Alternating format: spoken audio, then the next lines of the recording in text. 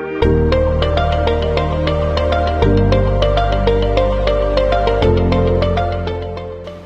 afternoon, everyone. My name is Kabugo. I coordinate proficiency testing at MTB, and I'm going to take you through how we've been able to establish a PT system and also what we've done and how we've established it. So mainly, we're going to look at advancing proficiency testing for MTB, Ultra in source limited settings using RIF. So let's look at the background. We know that PT has been hard to establish in most limited settings, for example HuQAS. And when you look at most of the techniques which are being done in most labs, they don't have a proficiency testing scheme which is handling them to look at the results which is being delivered. So for the case of xpert PT here, we are trying to look at the key issue here is that there is cost limitations and technical capacity, which is involved with establishing a PT scheme. And also, the conventional MTB programs currently use liquid and culture spots. And these are, when you look at them, they have issues with storage and transportation. So when you're setting up your PT, you have to look at this, and you have to look at the convenience and the user-friendliness. So these setbacks prompted the use of RIF specimen for xpert MTB RIF Ultra. And also for continuity, you'll have to establish the stability of your PT and compatibility with proficiency testing protocols. So looking at the methods, for you to establish a PT scheme of xpert, you need a high containment area, so you need a DSL. So the first thing you do is you have to start with culturing your MTB, because when you look at xpert, you're targeting concentrating DNA. So what we did is that we prepared DTS from known isolated samples. These are standard strains from which have sequencing patterns already.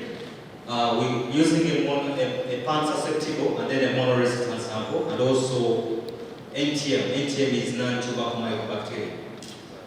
So what we did is that we put 100 microliters of bacterial suspension into these tubes.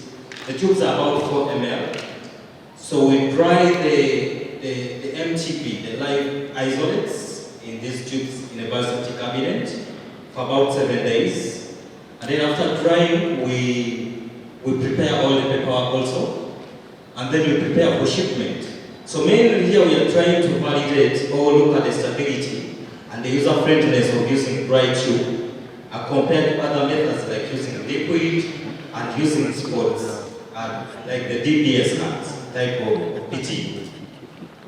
So 10 DTS sample per, so we set at different testing conditions.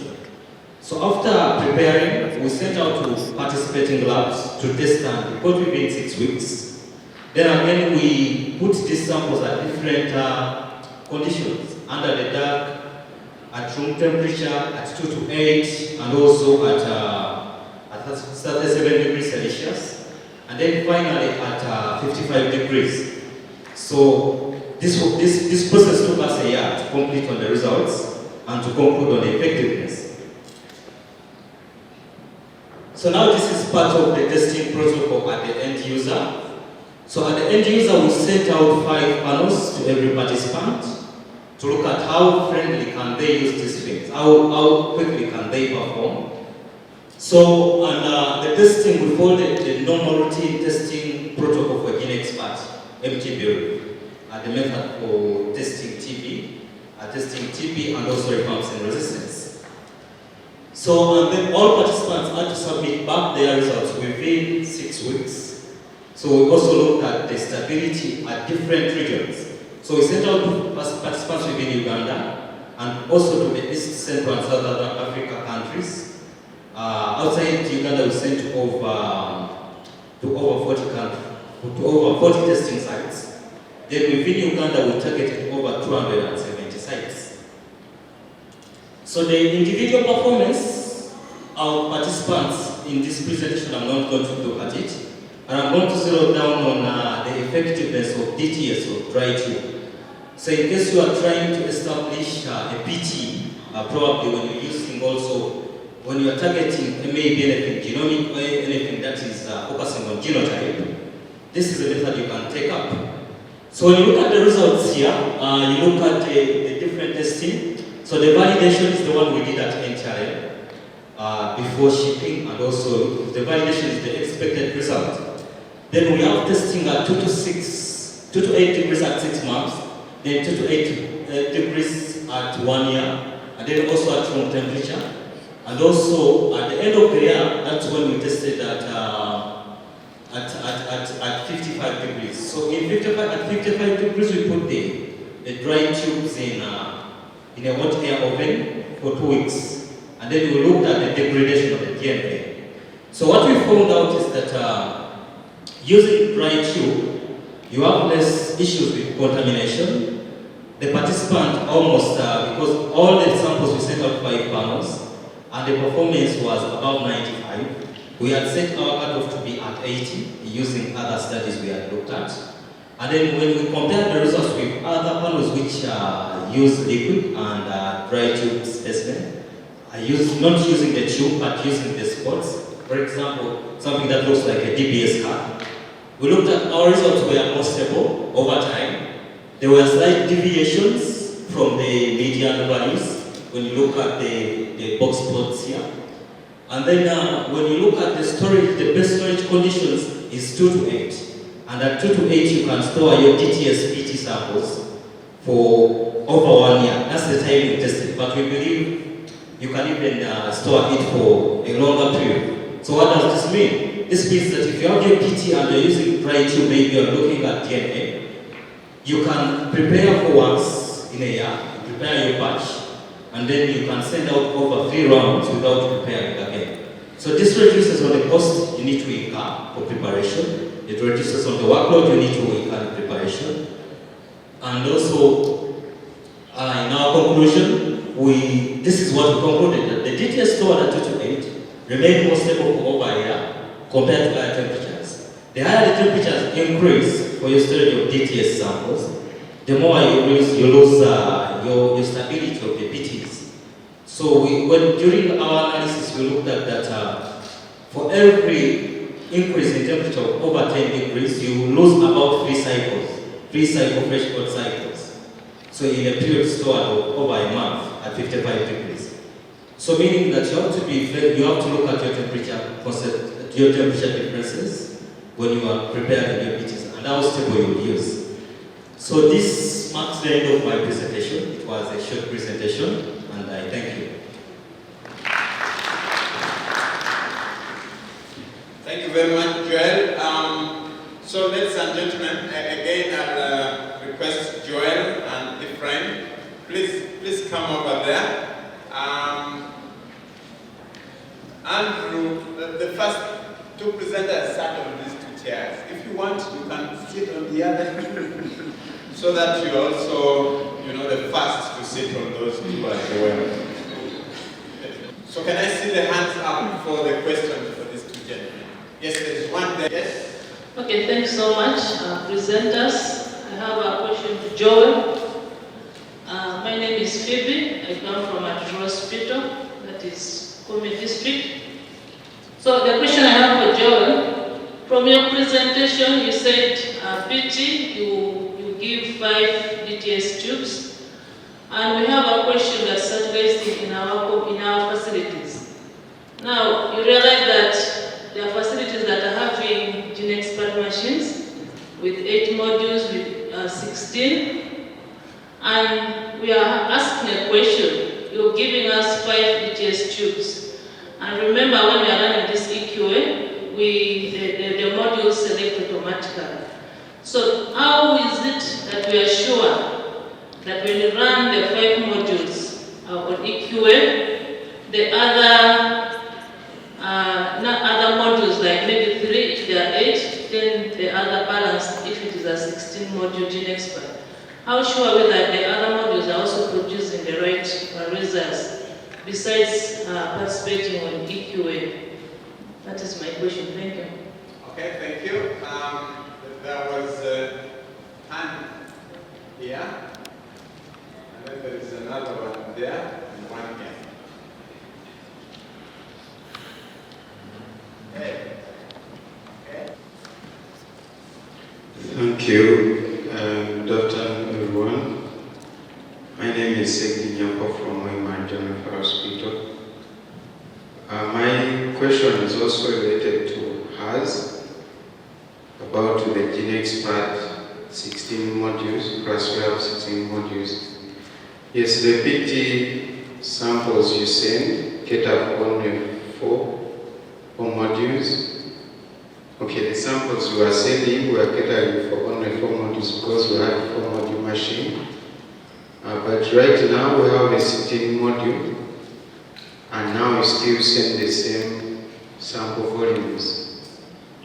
So when time for assessments, SNAS assessments come, I know that will be the first question as to how we ensure or we give assurance that the 4 samples you send cater for the accuracy of all the 16 modules.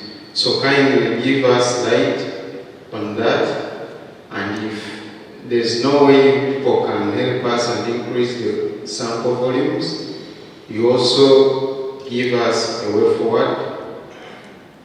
You tell us what we should do. Since you are part of the organization spearheading the accreditation programs. Thank you. Thank you. Then the last hand right here, Elena, the red guy there.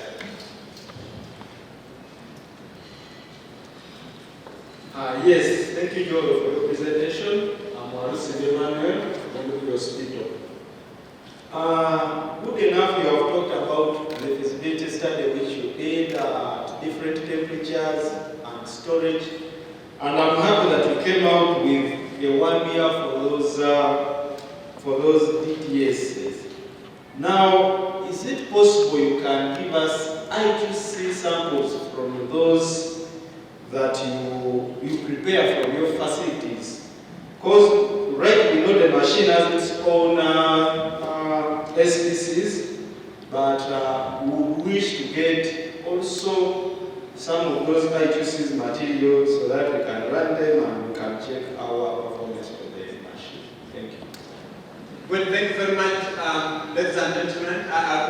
Thank you for the questions. I think the major question is rotating about why 5 panels even when the modules are many. And I think you are going to start with a little bit of mathematics, a little bit of it. Is that when you look at actually a 4-module machine, it is just a housing covering 4 independent machines. So meaning you have each 4-module machine has 4 machines in it. Meaning if the 3 are down, 1 machine can run. And that means for every module, ideally you will be sending looking at sending it 3 panels to test, because you test a negative, you test a TB sensitive and a TB resistant. So if you have a 16 module machine, meaning we have 16 modules, that is 16 times 3. That's around about 48. So meaning if you were to test all the parameters of a 16 module machine, you would need to send 48 panels to a site that has a 16 module machine. So currently we have around 16 sites with 16 module machines, and we have sites with 8 module machines. So how did we try to answer this question of very many modules and you sending only 5? Ideally, we started with sending 4 panels to every site. Then when we looked at the analysis, because the gist of our understanding is that we want to look at the competence, we want to look at the environment, we want to get a snapshot of the activities done. And I think colleagues from HuQAS will tell us, the gentleman here, he has mentored us in some of these fields. So you'll realize that a PT will give you a snapshot of activities. It will not comprehensively test everything. So we want to look at the competence, we want to look at the environment, does it favor testing, and we want to look at the functionality of a machine. So we say that we shall be sending out 5 panels, in that if, at first we would send out 4, meaning if one pass, and we had set a cutoff for pass and fail. So, but we decided to send out 5 panels for every GeneXpert testing site, regardless of the number of modules they have. Because we cannot afford sending over 48 IDs to one site. So what do we do to cover up that gap? Is that every year, every module has to undergo an expert check, whereby every module is tested with an independent quality controlled cartridge. And this checks it out. And then for every new installed module, we are mandated to send you PTs before you start running it. And in case you relocate your lab from that area to another area which we think can affect performance, you have all right to ask for us for quality panels or for QCs so that you can test the functionality. And then how do we cover else is that we send out 2 rounds a year. So in this case, if you tested, in the first round you tested with modules A up to D, so in the next round you have to test with another module. So that's how we are covering it. Otherwise it is not so cost effective. And we also have issues with how the standard is also being interpreted to cover, to say that if it's the same module, you need to send 16 panels. Because these 16, actually they are different. It's not like the 16 are negative sensitive and resistant in one tube, no. So that's how we are covering it, and that's how we are interpreting the process, which are actually, we've got issues with some sites writing to us, telling us they have been given a non-conformity. But the sites which write to us before, or even during the process of assessment, we clarify to the assessors, and this time they don't give them a non-conformity to that effect.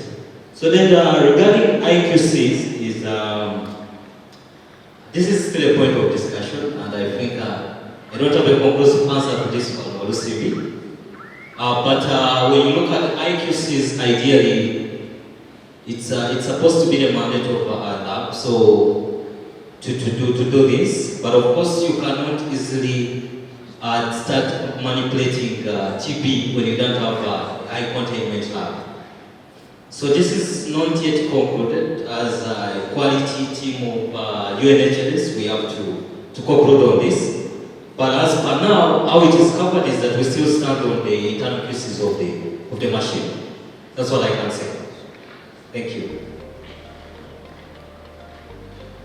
Okay, thank you for the answers. So let's have now